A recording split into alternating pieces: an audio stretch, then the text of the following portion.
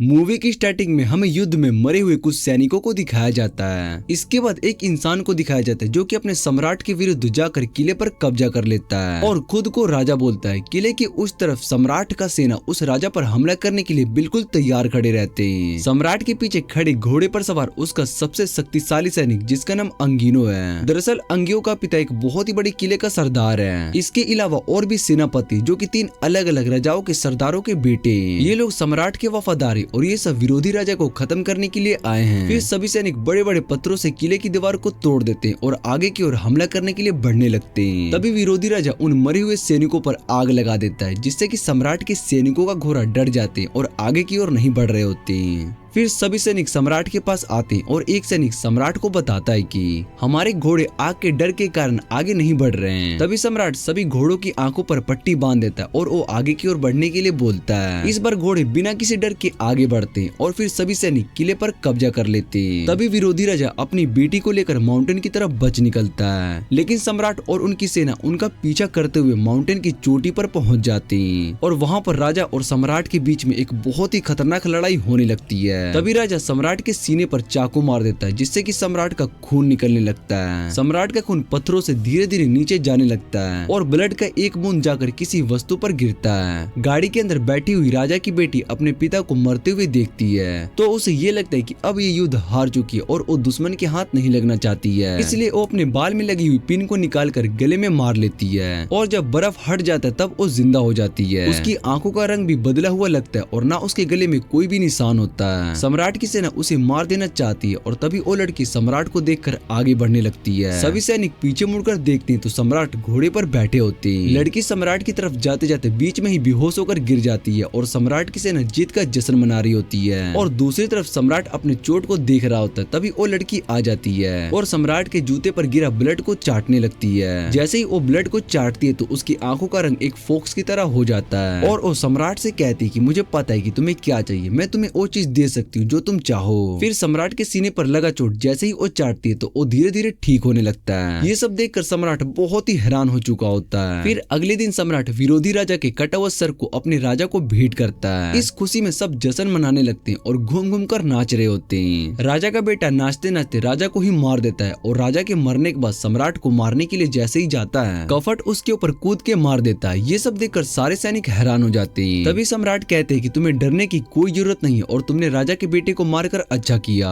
फिर हमें 12 देवताओं को दिखाया जाता है और सभी देवता ये फैसला करते हैं कि योद्धाओं के होते हुए धरती पर खून की नदियां बहेगी और सभी इंसान मारे जाएंगे। हमें इंसानों को बचाने के लिए हमें अपने योद्धा को भेजना होगा। फिर हमें 3 योद्धा को दिखाया जाता है और सभी देवता उन 3 योद्धा के पास आते हैं और उनमें से एक बुजुर्ग आदमी को दिव्य अस्त्र देने का फैसला करते हैं और बताते हैं कि जो भी इस दिव्य अस्त्र को चुराएगा उसकी सारी शक्तियाँ खत्म हो जाएगी। तभी साधु कहता है कि मैं धरती पर रहने वाले लोगों को बचाने के लिए अपनी शक्तियाँ खोने के लिए तैयार हूँ। फिर साधु उस दिव्य अस्त्र को ले लेता है और अपनी दिव्य शक्ति को खो देता है। अब पृथ्वी पर मरे हुए राजा की जगह पर सम्राट को राजा बना दिया जाता है और तभी अचानक से अंधेरा छाने लगता है। फिर एक बुढ़ा आदमी सम्राट को बताता है कि देवता किसी भी काम से खुश नहीं है, इसलिए मेरा यात्रा टूट गया। देवताओं को खुश करने के लिए हमें एक बहुत ही बड़ी मंदिर बनाना होगा। फिर सम्राट कहता है कि मैं मंदिर जरूर बनाऊंगा और इस दुनिया को मिटने से बचाऊंगा। तभी सम्राट का बेटा अंगियो महल में आता है और उसे एक आवाज सुनाई देती है। तभी अंगियो जाकर देखता है तो वहाँ पर एक भेड़िया लड़की को खा रही होती है। अंगियो उस भेड़िया को पकड़ने के लिए उसका पीछा करता है और भेड़िया को सम्राट के कमरे में जाते हुए देख लेता है। अंगियो बिना सम्राट की अनुमति के उनके कमरे में घुस जाता है। तभी सम्राट उठ जाते और अंगियो को बिना अनुमति के अंदर आते देखकर सम्राट को बहुत ही ज्यादा गुस्सा आ जाता है। अंगियो नीचे बैठकर कहते हैं कि मैं यहाँ पर भेड़िया को पकड़ने के लिए आया हूँ। तभी अंगियो युद्ध में मरे हुए राजा की लड़की को देखता है और कहता है कि ये तो वही भेड़िया है और तभी सम्राट कहता है कि तुम यहाँ से चले जाओ। फिर अगले दिन हमें 3 साधु को दिखाया जाता है जिन्हें देवताओं ने 3 अस्त्र दिया होता है। बुढ़ा वाला साधु एक आदमी को बोलता है कि अगर तुम हमें शहर के अंदर जाने दो तो मैं तुम्हें एक कीमती चीज दूंगा। ये कहकर साधु उसको एक फल दे देता है और कहता है कि ये देवताओं का फल है और उससे कहता है कि अगर तुम इसे खाओगे तो 200 साल तक तंदुरुस्त रहोगे। और आदमी उस फल को ले लेता है और उसके लिए एक बैलगाड़ी का इंतजाम कर देता है। साधु सोचता है कि ये इंसान कितने लालची है। अभी बैलगाड़ी उन्हें एक जगह पर ले जाती है और सभी लोग मिलकर बड़े बड़े मूर्ति को बना रहे होते हैं। अंगियो अंजियो और काफट उस काम का देख रेख करते हैं और तीनों साधु इतने बड़े मंदिर को देखकर हैरान हो जाते हैं। तभी एक आदमी आता है और तीनों के पैर में एक लक्कड़ बांध देता है। फिर उन्हें भी पता चलता है कि उन्हें तो गुलाम बना लिया गया और तीनों साधु भूत की तरह खड़े होते हैं और एक सैनिक चाबुक से उन्हें मारने के लिए आता है। तभी एक छोटी लड़की चाबुक को पकड़कर सैनिक को जोर जोर से घुमाकर छोड़ देती है। तो वो आकर एक हाथी से टकराता है और हाथी के डर के कारण वो वहाँ से भाग जाता है और वहाँ पर एक खंबा गिर जाता है और सभी लकड़ियाँ गिरने लगती है और छोटी लड़की जो कि साधु होती है वो एक एक करके सभी लकड़ियों को पकड़ने लगती है। लेकिन उनमें से एक लड़की एक इंसान को लगने वाला होता है, लेकिन तभी दूसरा साधु अपने जादू से उसे रोक देता है। ये सब देखकर अंजियो बहुत ही ज्यादा खुश हो जाता है कि देवताओं ने उसकी बात सुन ली और अंजियो उन तीनों साधुओं को सम्राट के पास ले जाता है। लेकिन वहाँ पर एक आदमी अपने शक्ति की कला दिखा रहा होता है और अपने सर को काट कर दिखा रहा होता है और सम्राट पूछती कि इस शक्ति को सीखने के लिए कितना समय लगा होगा। फिर जादू वाला इंसान बताता है कि मुझे सीखने में 1000 साल लग गए थे, लेकिन आप तो एक राजा है, आपको सिर्फ 500 साल ही लगेंगे।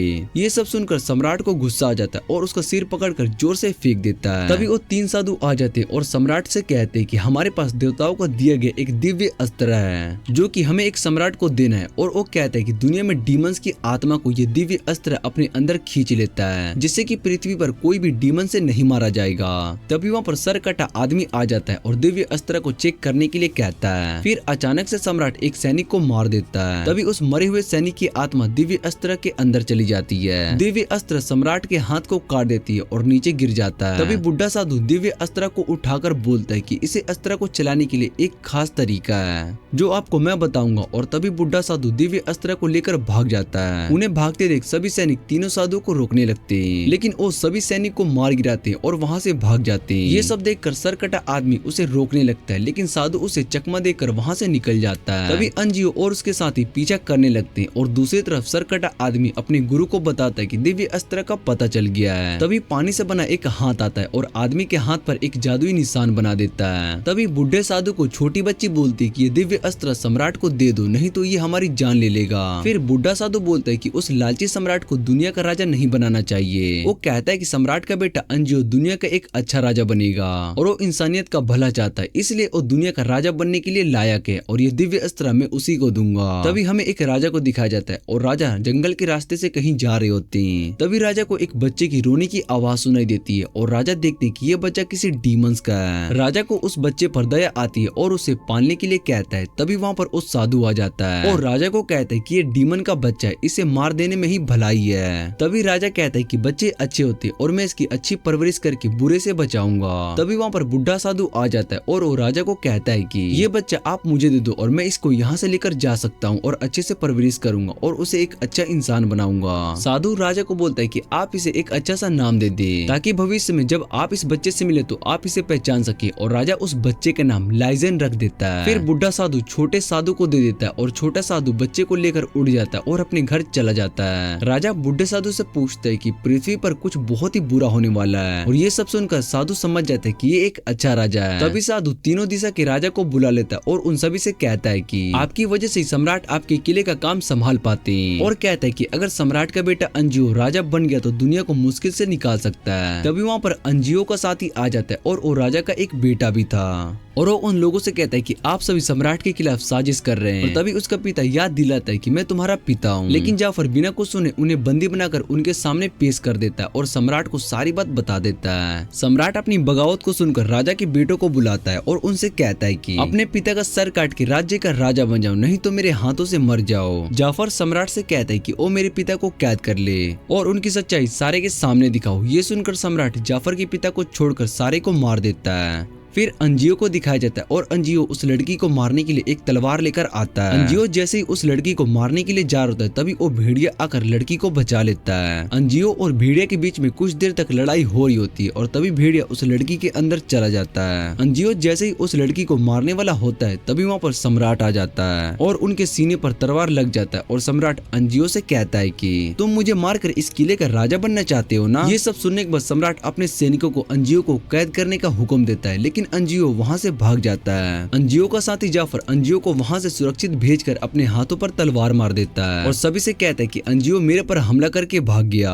उसमें से एक सैनिक उस पर विश्वास नहीं करता है और उससे कहता है कि अपने साथी को बचाने के लिए झूठ बोल रहा है। तभी वहाँ पर जाफर का बड़ा भाई आ जाता है और सम्राट ढोल बजा रहे होते हैं और वो लड़की नाच रही होती है और जाफर का भाई बांसुरी बजा रहा होता है। सम्राट जाफर के बड़े भाई की बांसुरी की धुन को सुनकर खुश हो जाते हैं और उससे कहते हैं कि मांगो तुम्हें जो मांगना है। तभी जाफर का भाई कहता है कि मेरे पिता की जगह पर मुझे मार दो और तभी हमें वो बुढ़े साधु को दिखाया जाता है और जाफर बुढ़े साधु के ऊपर चाकू रख देता है और कहता है कि मुझे अंजियो से मिलना है। फिर जाफर साधु के हाथ पैर बांधकर अंजियो के पास ले जाता है और वहाँ पर जाकर साधु अंजियो को बताता है कि सम्राट अब वो सम्राट नहीं रहे क्योंकि उनके दिल और दिमाग को भेड़िए ने अपने वश में करा हुआ है। फिर हमें सम्राट को दिखाया जाता है जो कि कैद में मौजूद राजा के पास खाना लेकर जाता है और कहता है कि मैं जानता हूँ कि ये पृथ्वी खतरे में, पर मैं ये जानना चाहता हूँ कि इस खतरे को कैसे टाला जाए। तभी राजा कहता है कि अगर तुम इस खतरे से लोगों को बचाना चाहते हो तो तुम उस लड़की को छोड़ दो। और तभी सम्राट अपने कपड़े से एक बांसुरी निकाल कर दिखाता है और राजा समझ जाता है कि ये मेरे बेटे की बांसुरी है और राजा सम्राट से पूछता है कि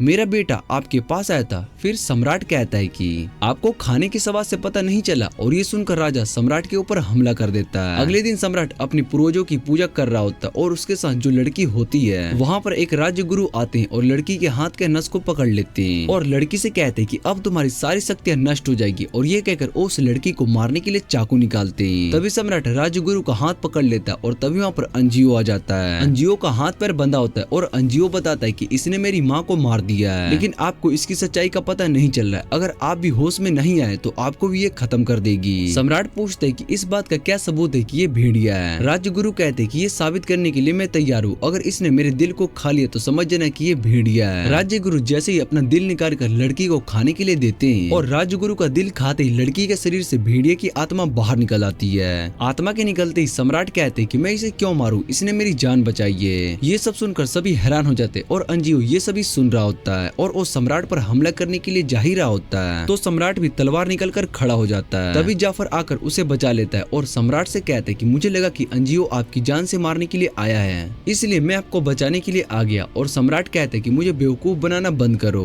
मुझे पता है कि ये तुम्हारा साथी है और अंजियो को बचाने के लिए ये सब तुम कर रहे हो। सम्राट कहता है कि तुम मेरे सबसे शक्तिशाली योद्धा हो, इसलिए मैं तुम्हें एक और मौका देता हूँ, जाकर अपने पिता का सर काट कर लेकर आ। फिर वो अपने पिता का सर काटने के लिए पिता की तलाश में निकल जाता है। अगले दिन सम्राट अपने बेटे अंजियो का सर काटने के लिए तैयार था। उसी वक्त जाफर अपने पिता का सर काट कर ले आता है और सम्राट को दे देता है और सम्राट बहुत ही खुश हो जाते हैं और अंजियो का सर काटने का हुक्म देते हैं। सैनिक जैसे ही अंजियो का सर काटने के लिए जाते हैं तभी उसे एक तीर आकर लगती है, क्योंकि सम्राट के खिलाफ उसी के कुछ सैनिकों ने उसको बचाने के लिए सम्राट पर हमला कर देते हैं। सम्राट उन सभी सैनिकों को खत्म करने का हुक्म देते हैं। फिर उनके पास खड़ा जाफर सम्राट के गले पर तलवार रख देता है। सम्राट उस तलवार को फेंक देता है और देखता है कि इसमें कुछ भी नहीं है। इसी लड़ाई के वक्त सैनिक अंजियो का गला काट देता है और सभी सम्राट अपने गले से तलवार को हटा देता है और जाफर से युद्ध करने लगता है। तभी वहाँ पर दो साधु आ जाते हैं और बुढ़ा साधु कहता है कि तुम मेरी चिंता मत करो, बल्कि अंजियो का कटा हुआ सर उसके शरीर से कुंजुल ले जाओ और देवताओं से प्रार्थना करो कि अंजियो को ठीक कर दे, वरना ये दुनिया खत्म हो जाएगी। तभी वहाँ पर सर कटा हुआ आदमी आ जाता है। फिर हमें दूसरी तरफ दिखाया जाता है जहाँ पर जाफर सम्राट को मार देता है और फिर जाफर बूढ़े साधु को वहाँ से लेकर भाग जाता है। फिर सिर कटा अपने जादू से दो पत्थर की बनी मूर्तियों में जान डाल देता है। फिर दो मूर्ति उन सभी का पीछा करने लगती है और जाफर मूर्ति को अपने पीछे भागते भागते एक नदी में गिरा देता है और मूर्ति खत्म हो जाती है। तभी हमें दूसरी तरफ दिखाया जाता है और राजा को एक डीमन उठाकर अपने साथ लेकर जा रहा होता है। राजा उससे पूछता है कि तुम कौन हो और डीमन बोलता है कि तुम्हें मुझे पहचाना नहीं। तभी राजा को याद आता है कि ये वही बच्चा है जो कि मुझे जंगल में मिला था, मैंने इसका नाम लीजियन रखा था। और जाफर का उसका घोड़ा उठाकर उसे घर ले आता है और अपने पिता के साथ रहने लगता है। तभी हम देखते हैं कि वो लड़की सम्राट के पास भागकर आ जाती है। फिर लड़की के अंदर भेड़िया की आत्मा आकर सम्राट की चोट को ठीक कर देती है और जिससे कि सम्राट ठीक हो जाते हैं। इसी के साथ ये मूवी यहीं पर एंड हो जाती है। अगर आपको ये वीडियो अच्छी लगे तो वीडियो को लाइक करके चैनल को सब्सक्राइब जरूर कर लेना।